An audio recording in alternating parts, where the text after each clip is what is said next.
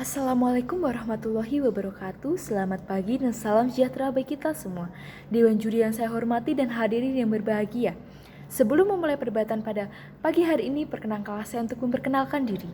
Perkenalkan, saya Friska Meliananda Putri, delegasi SMA Negeri 1 Kendal, sebagai pembicara pertama tim oposisi yang akan menyampaikan sanggahan dan argumentasi saya terhadap mosi debat kali ini yang menyatakan Dewan ini menyetujui pelarangan memelihara hewan liar. Dewan juri yang terhormat, dari pemaparan tim pro tersebut ada beberapa hal yang membuat kami selaku tim oposisi sangat tidak setuju, di mana tim pro ini menyatakan mengenai tata cara menangkap dan mengambil hewan liar dan kemudian membahas tentang influencer seperti Alsat dan Irfan Hakim tersebut. Saya sangat tidak setuju. Mengapa demikian? Karena hal dalam konteksnya tim pro menyatakan bahwa ini tentang penjelasan mengenai penangkapan dan mengambil, sebagaimana jika kita lihat Alsat dan Irfan Hakim tersebut tidak mengambil ataupun mengambil dari alam liar. Mereka bukan menangkap dari alam liar, melainkan mereka mendapatkan dari badan konservasi yang mana mereka juga mendapatkan izin dari BKSDA, yaitu Badan Konservasi Sumber Daya Alam. Secara jelas hal ini sudah memperlihatkan bagaimana mereka mendapatkan izin untuk memelihara, dan bila dicermati dari pendapat tim pro mengenai pasal 10 yang berkaitan dengan kuota hewan yang dipelihara di rumah, maka secara tidak langsung tim pro juga menyatakan bahwa memelihara di rumah diperbolehkan. Dan apabila dikaitkan dengan Alsat dan Irfan Hakim serta influencer yang lain, mereka masih diperbolehkan untuk memelihara, maka terbukti bahwa kuota yang mereka miliki masih kurang dari itu. Dan dalam hal ini juga tidak menyatakan dalam satwa yang terancam punah, tetapi satwa liar dan satwa yang dipelihara oleh influencer ini merupakan satwa di mana di alam masih terjaga kelestariannya. Jika dikatakan terdapat satwa yang dilindungi atau satwa yang terancam punah yang dipelihara oleh Alsat, seperti harimau benggala yang dipelihara oleh Alsat ini merupakan harimau benggala yang ditangkar dan akan dikembangbiakkan. Dan dalam perjanjiannya dengan BKSD terjadi sebuah kontrak selama 1 tahun hingga dapat berkembang biak, dan dari 2 harimau benggala tersebut keduanya merupakan sepasang. Sehingga dengan ide penangkaran ini akan menambah jumlah harimau benggala, yang mana pada mulanya harimau benggala di Indonesia hanya sekitar 2.000 sampai 2.500 ekor di Indonesia, tetapi di alam menurut World of Found for Nature masih terdapat 21.000 harimau.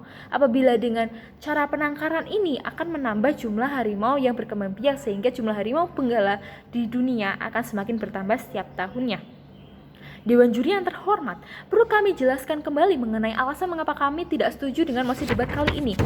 Terdapat beberapa alasan yang mendasari kami sangat tidak setuju. Alasan yang pertama adalah dengan adanya pelarangan memelihara atau penangkaran, maka otomatis akan membiarkan satwa liar tersebut hidup di alamnya.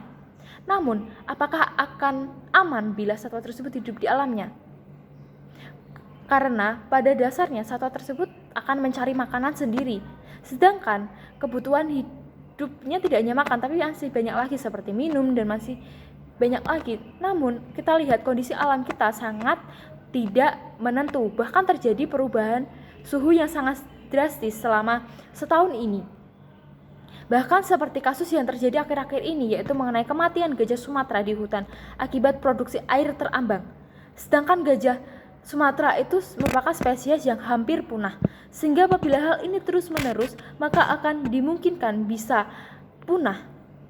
Oleh sebab itu tidak hanya itu, tetapi apabila kita membiarkan gajah berada di luaran sana di alam, maka akan banyak pemburu liar yang akan memburunya, yaitu seperti gadingnya, itu yang sangat akan digunakan oleh para pemburu ini. Jumlah gajah di Indonesia, gajah Sumatera, yaitu sekitar 2.800 satwa, dan selama tahun 2022 ini pada bulan Februari saja terdapat 3 gajah Sumatera ditemukan mati dalam 1 bulan tersebut. Maka secara langsung kehidupan di alam liar sana sangat memprihatinkan dan mengancam kehidupan dari gajah tersebut. Sehingga hal ini hal ini menguatkan pendapat kami agar satwa-satwa liar tersebut mampu ditangkarkan tidak hanya oleh pihak dari pemerintah saja atau dari konservasi saja, melainkan juga boleh dari pihak perorangan yang mana tetap mendapat izin dari BKSD dan terikat oleh perjanjian dan hukum yang berlaku di Indonesia. Kemudian yang kedua adalah data yang ada di luar sana tentang satwa liar masih sangat kurang seperti yang dinyatakan oleh pihak pro tadi. Pihak pro tadi menyatakan bahwa kami tidak setuju karena satwa liar di Indonesia masih kurang terjadi pemantauannya. Maka dari itu, hal itu mampu dilakukan dengan penangkaran ini.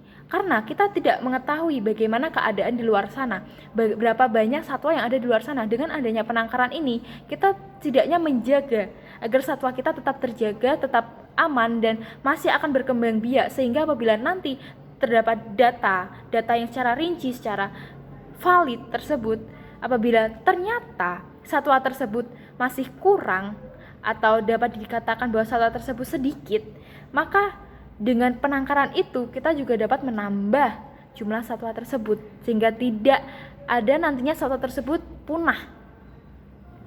Dewan juri yang terhormat, maka alasan-alasan tersebut sangat mendasari kami selaku pihak oposisi sangat tidak setuju dengan mosi debat kali ini, karena mosi debat kali ini yang menyatakan bahwa pelarangan memelihara hewan liar. Pada dasarnya hewan liar tersebut memang seharusnya berada di luar, tetapi apabila kita membiarkannya berada di luar sana tanpa pengawasan, itu sangat tidak efisien dan itu akan mengancam kehidupan mereka.